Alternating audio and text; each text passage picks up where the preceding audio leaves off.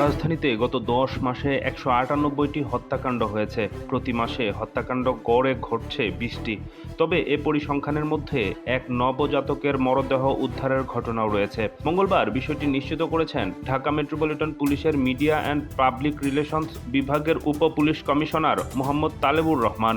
তিনি বলেন, রাজধানীতে মাসে ১৯ থেকে ২০টি খুন সংক্রান্ত অপরাধ ঘটে।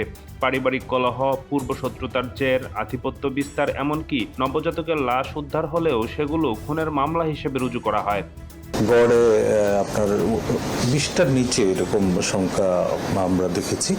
এগুলো কিন্তু খুব বেশি উদ্বেগজনক নয়, কারণ এইসব ঘটনার পিছনে অনেকগুলো কারণ রয়েছে। পারিবারিক সহিংসতা থেকে আরম্ভ করে পূর্বশত্রুতার জের, তারপরে দেখা যায় অজ্ঞাতনামা মৃতদেহ পাওয়া গেছে, সেক্ষেত্রে একটা খুন মামলা হচ্ছে।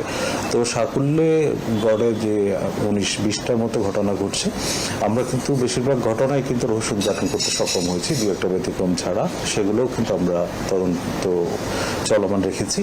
আশা করি এই যে ঘটনাগুলো আপনি বলেছেন সেগুলো কিন্তু দ্রুত আমরা ডিটেক্ট করতে সক্ষম হব।